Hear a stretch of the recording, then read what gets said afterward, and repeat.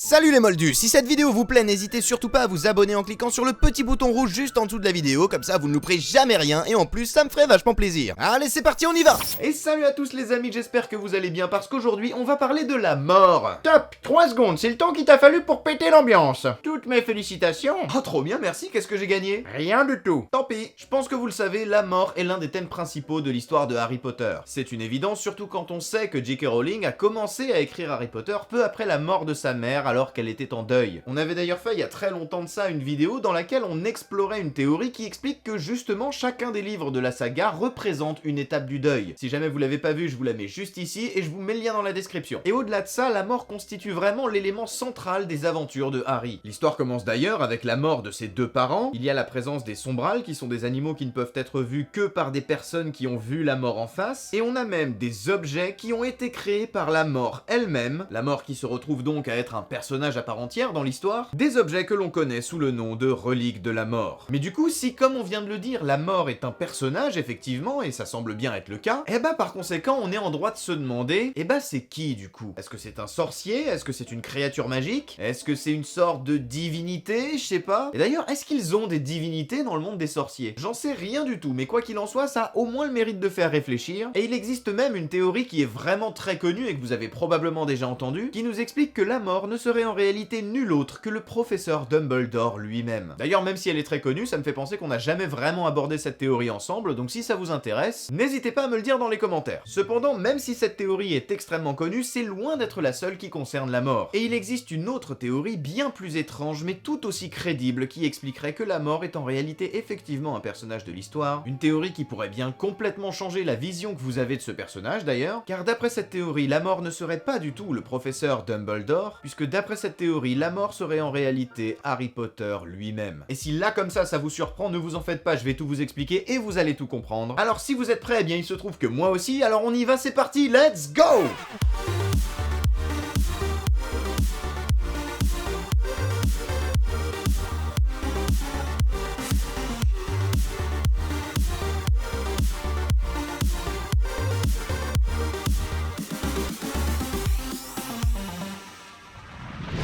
C'est dans le conte des trois frères qu'on fait la connaissance du personnage de la mort. L'histoire qu'on nous y raconte est celle des trois frères Pévrel qui, en parvenant à franchir une rivière grâce à la magie, ont contrarié la mort parce qu'ils auraient dû se noyer en essayant de traverser. Sauf que la mort n'avait pas dit son dernier mot et au fil du récit, elle finit par les avoir tous les trois grâce à l'utilisation des trois reliques de la mort. Bon, sauf le dernier qui meurt de vieillesse parce qu'il a été un peu plus malin que les autres en demandant une cape d'invisibilité, mais bref, dans tous les cas, à la fin, lui aussi il meurt. Et si on se penche un petit peu sur cette histoire et qu'on la met à côté de celle de Lord Voldemort, est-ce que vous n'y voyez pas un énorme point commun? Parce que moi ce que j'y vois, c'est que dans les deux cas, on a affaire à des personnages qui se battent contre la mort. Quand on se pose la question de savoir qui est le véritable ennemi de Voldemort, on a tendance à penser forcément à Harry. C'est d'ailleurs là tout le principe de base du héros et de l'antagoniste. Le gentil est l'ennemi du méchant et vice versa. Mais si on regarde un petit peu plus loin que le bout de notre nez, on se rend assez vite compte qu'en fait, l'ennemi contre lequel Voldemort se bat depuis le début de l'histoire, ce n'est pas Harry Potter, mais cet ennemi ce serait plutôt la mort elle-même. Et c'est bien pour ça que Voldemort créait ses Horcruxes, c'est pour atteindre l'immortalité à la fin. Et c'est ça le combat de toute sa vie, il veut vaincre la mort. Et s'il déteste autant Harry, s'il passe son temps à s'en prendre à lui, ce n'est pas par hasard, c'est parce que d'après la prophétie, c'est lui le seul à pouvoir l'empêcher d'atteindre cet objectif. Harry est le seul à être en mesure de le vaincre, il est le seul à pouvoir l'empêcher de vivre éternellement. L'histoire de Voldemort, c'est un peu l'histoire d'un sorcier qui a terriblement peur de la mort, et qui va tout mettre en œuvre pour qu'elle n'arrive jamais jusqu'à lui. Et en cela, son histoire est très similaire à celle du conte des trois frères. Parce que dans ce conte, on nous parle de trois frères qui auraient dû mourir mais qui ne le sont pas, et c'est la mort en personne qui va venir s'assurer que ça finisse bien par arriver. La mort joue alors le rôle de l'entité qui s'assure que ceux qui devaient mourir finissent bel et bien par mourir. Et en ce qui concerne Voldemort, bah je le redis, c'est plus ou moins la même chose. On a affaire à un sorcier qui aurait dû mourir mais qui ne l'est pas parce qu'il a créé des Horcruxes dans le but de vivre éternellement, mais la mort finira quand même par le rattraper puisqu'un sorcier va s'assurer que celui qui aurait dû mourir finisse lui aussi par trouver la mort, et Et ce sorcier, bah c'est Harry. Donc Harry joue exactement le même rôle que la mort dans le conte des trois frères vis-à-vis de Voldemort. Alors, étant donné qu'il joue exactement le même rôle, est-ce qu'on ne pourrait pas imaginer que ces deux personnages sont en réalité une seule et même personne? Est-ce qu'on ne pourrait pas imaginer que la mort est en réalité Harry lui-même? Oui, enfin, excuse-moi, mon cher petit-fils, mais t'as vu la dégaine de Harry récemment? Non, parce qu'il ressemble pas du tout à la mort du conte des trois frères. Donc bon, je n'y crois que moyennement.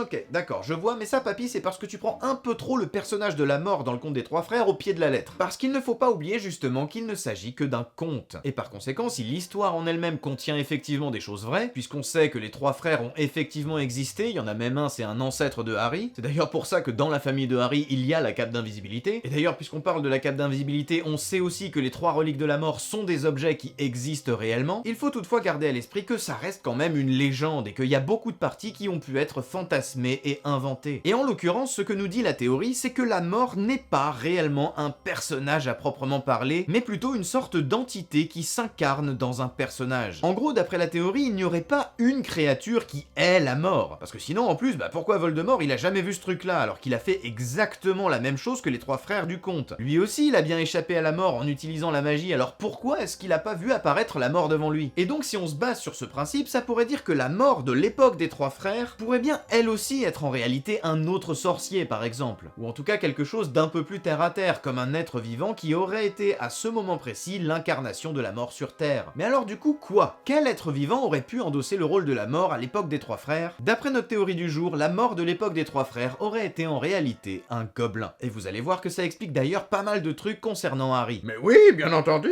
Mais enfin, mais qu'est-ce que tu racontes? Mais laisse-moi t'expliquer avant de t'énerver, qu'est-ce que c'est que ça là? Et tout se base sur le fonctionnement d'une des trois reliques de la mort que Harry finira par de toute façon tout avoir en sa possession, mais il y en a une en particulier dont j'ai envie de vous parler, il s'agit de la baguette de Suro. Parce qu'il y a quelque chose de bizarre avec cette baguette de Suro, c'est qu'à chaque fois qu'elle a été en possession d'un sorcier qui en était soi-disant le maître, elle ne s'est jamais montrée si redoutable qu'elle l'aurait dû. Alors qu'on parle quand même de la baguette la plus puissante de toutes, celle qui devrait vous permettre de défoncer absolument tout le monde, et pourtant si on l'observe avec un tout petit peu d'attention, parce que ça pour le coup c'était vraiment sous notre nez depuis le début, quel prétendu maître de la baguette de Suro a déjà défoncé qui que ce soit? Elle a appartenu à Grindelwald, mais Grindelwald n'a pas réussi à vaincre Dumbledore, puis ensuite quand elle est entrée en possession de Dumbledore, Dumbledore n'a pas réussi à vaincre Voldemort au département des mystères dans Harry Potter 5, alors que Dumbledore est quand même l'un des sorciers les plus puissants de sa génération et il était équipé de la baguette la plus puissante de toutes. Tu parles d'une baguette surpuissante, elle sert à quoi si elle permet même pas à Dumbledore de vaincre Voldemort, sérieusement? Et je parle bien évidemment pas de tuer Voldemort, parce que je sais bien qu'il a ses Horcruxes et que de toute façon Dumbledore aurait pas pu le buter, mais n'empêche que normalement Dumbledore, avec la baguette de Suro, il devrait juste pulvériser absolument tout le monde. En principe, Dumbledore, lors de ce combat, il aurait largement dû dominer Voldemort. Mais force est de constater qu'il a pas du tout réussi à avoir le dessus. Reconnaissez qu'il y a quand même quelque chose qui cloche. Et c'est là que se situe tout le nœud du problème. Parce qu'on pense que la baguette de Suro, on en devient le maître en désarmant son précédent propriétaire. Mais et si c'était pas le cas? Et si la baguette de Suro obéissait en réalité à d'autres règles? En fin de compte, est-ce qu'en utilisant la baguette de Suro, Grindelwald ainsi que Voldemort ne se seraient pas retrouvés dans exactement la même situation que Voldemort? Maître, reprit Rogue d'une voix neutre, vous avez accompli avec cette baguette de véritables prouesses magiques. Non, répliqua Voldemort. J'ai accompli ma magie habituelle. Il est vrai que je suis extraordinaire, mais cette baguette ne l'est pas. Elle n'a pas produit les merveilles qu'elle promettait. Je n'ai remarqué aucune différence entre cette baguette et celle que je me suis procurée chez Ollivander il y a bien des années. Est-ce que vous n'avez pas l'impression que Dumbledore aurait pu tenir exactement le même discours? Est-ce que vous n'avez pas l'impression que Dumbledore ne faisait ni plus ni moins que de la magie extraordinaire digne du sorcier très puissant qu'il était, mais certainement pas plus? Et avec le recul, il n'existe qu'un seul sorcier dont on ait la certitude absolue qu'il en était véritablement le maître. Il n'y a qu'un seul sorcier qu'on a vu utiliser la baguette de Suro à son plein potentiel, et ce sorcier, eh bien c'est Harry. C'est Harry car d'une part, il a été capable de réparer son ancienne baguette en utilisant la baguette de Suro, chose qui normalement est impossible si on n'est pas capable d'utiliser la baguette de Suro, puisque la baguette de Suro est le seul et unique moyen de réparer une baguette magique qui a été cassée. D'ailleurs, sachant ça, on se demande pourquoi Dumbledore, s'il était effectivement le maître de la baguette de Suro, pourquoi est-ce qu'il a pas utilisé la baguette de Suro pour réparer la baguette de Ron dans la chambre des secrets?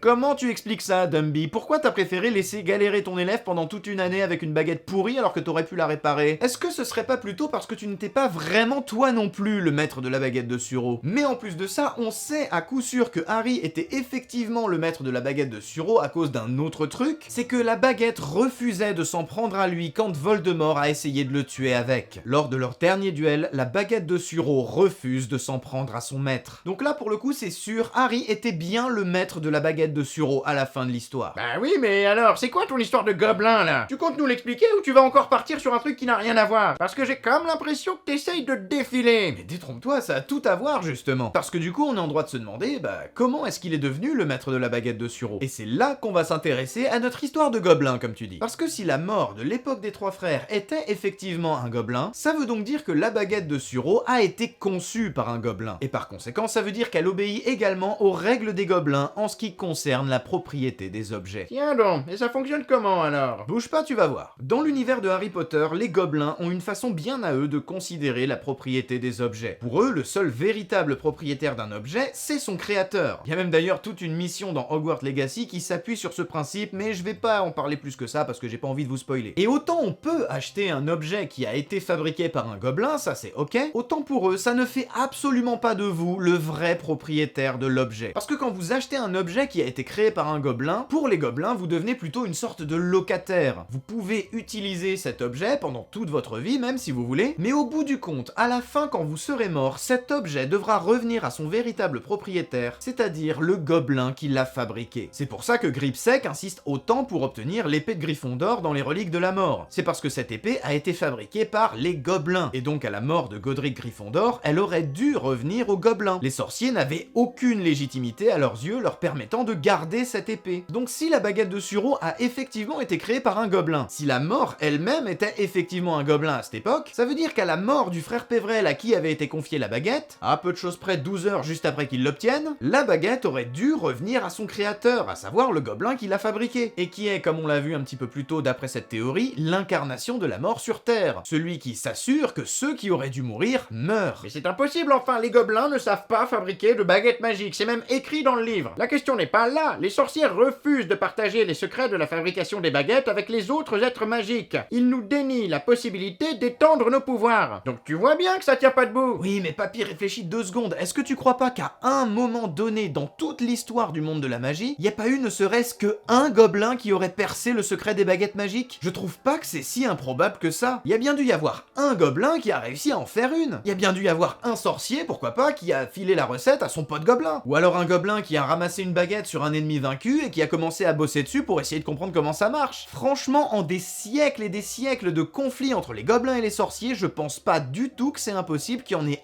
un qui ait réussi à comprendre comment ça fonctionne et qui en ait fabriqué une. Surtout que cette baguette, elle a bien été fabriquée à un moment donné. Et qui, parmi les êtres vivants du monde magique, qui aurait été en mesure de créer une baguette plus puissante que toutes les autres, si ce n'est les gobelins? Les gobelins, ce sont les créatures par excellence dans l'univers d'Harry Potter qui, dès qu'ils fabriquent un objet, c'est plus puissant que ce que fabriquent les sorciers. Donc s'il existe une baguette qui est plus puissante que toutes les autres baguettes qui existent, je trouve que c'est pas complètement idiot de se dire que ça a peut-être été fait par un gobelin. Mais non, mais c'est idiot, pourquoi dans ce cas-là est-ce qu'ils en auraient fabriqué qu'une seule au lieu d'en fabriquer tout plein? Et peut-être que parce que l'idée, c'était pas d'en fabriquer tout plein, peut-être que l'idée de base, c'était justement de n'en faire qu'une seule. Alors là, moi je comprends plus rien. D'abord, il faut savoir que, comme je l'ai dit un peu plus tôt, pendant des siècles et des siècles, les sorciers et les gobelins étaient en guerre. Et quand je dis en guerre, je veux pas dire une petite guerre de rien du tout, c'était vraiment un truc de fou, assez vénère. À tel point que même à l'époque de Harry Potter, alors que les choses ont l'air de s'être plutôt calmées, la plupart des gobelins ont encore beaucoup de mal à blairer les sorciers. Et imaginons en effet que pendant cette guerre, un gobelin parvient à percer le secret des baguettes magiques. Il comprend comment ça marche, il arrive à en fabriquer une, et puis il se met en tête d'en faire tout plein, pour pouvoir équiper tous les gobelins et pour pouvoir ensuite défoncer les sorciers une bonne fois pour toutes. C'est super, sauf que ça pose quand même un problème, c'est que du coup il suffit que des sorciers réussissent à vaincre des gobelins qui en portent pour que les sorciers se retrouvent eux aussi à avoir des baguettes surpuissantes. Et du coup c'est retour à la case départ, ça sert à rien d'avoir fait des baguettes surpuissantes puisque tout le monde en a maintenant. Et là pour le coup les sorciers deviendraient effectivement les propriétaires des baguettes, puisqu'ils auraient vaincu les précédents propriétaires, les vrais, les créateurs, à savoir les gobelins. Donc c'est une fausse bonne idée parce que c'est quand même assez risqué finalement. Parce que même parmi les gobelins, il doit bien y en avoir certains qui sont moins forts que certains sorciers qui eux sont très forts. Mais par contre, à l'inverse, si on n'en crée qu'une seule, alors il se passe précisément ce qui s'est passé et c'est extrêmement intéressant pour les gobelins. Parce que s'il n'existe qu'une seule baguette de Suro, qu'une seule baguette surpuissante parmi toutes les autres, et qu'on l'introduit de manière discrète dans le monde des sorciers, alors que va-t-il se passer? Les sorciers les plus puissants vont se mettre à la convoiter et à s'entretuer pour pouvoir en devenir le propriétaire. En gros, la baguette de Suro, ça pourrait très bien être une sorte de cheval de Troie qui va détruire les sorciers de l'intérieur. Parce que ça détruit pas n'importe quel sorcier en plus, ça détruit les plus puissants, ceux qui de toute façon auraient été compliqués à battre. Ce qui fait que c'est pas si bête en fin de compte d'en faire qu'une seule. Mais du coup, c'est quoi le rapport avec Harry? Pourquoi est-ce que ça voudrait dire que Harry est la mort? Eh bah parce que Harry, il faut bien qu'il soit devenu le maître de la baguette d'une manière ou d'une autre. Et on se rend assez vite compte que si ça fonctionne bien selon les règles des gobelins concernant la propriété, et si la mort qui a créé la baguette était bien un gobelin à l'époque des trois frères, alors le seul vrai propriétaire de la baguette, c'est donc son créateur, la mort elle-même. En principe, si elle fonctionne bien comme ça, la baguette ne devrait obéir que à la mort. Et donc si elle obéit à Harry au bout du compte, ça veut forcément dire que Harry est l'incarnation de la mort sur Terre. Parce que la baguette lui obéit, parce qu'elle reconnaît en Harry son véritable propriétaire, à savoir celui qui l'a créé à l'époque, et comme en plus de ça, Harry joue exactement le même rôle que la mort du conte des trois frères, à savoir d'être celui qui s'assure que ceux qui auraient dû mourir finissent bel et bien par mourir, ce sont tous ces indices et tout ce qu'on vient de voir dans cette vidéo qui peuvent nous amener à penser que Harry est bien la mort. Et vous alors les amis, qu'est-ce que vous en pensez? Est-ce que vous trouvez que Harry pourrait effectivement être la mort, ou alors est-ce que vous n'êtes pas d'accord, et dans ce cas-là pourquoi? N'hésitez pas à me dire ce que vous en avez pensé dans les commentaires, je suis très curieux d'avoir votre avis sur cette théorie. Si ce n'est pas fait, je vous invite aussi à vous abonner, à activer la cloche pour ne louper aucune des prochaines vidéos que je ferai, et si le cœur vous en dit, je vous mets juste ici deux petites vidéos qui sont des théories sur Harry Potter qui pourraient bien vous plaire. Et sur ce, moi je vais vous dire au revoir, on se retrouve très bientôt pour de nouvelles vidéos, et en attendant, comme d'habitude, je vous fais tout plein de bisous, à la prochaine, c'était Xio, ciao!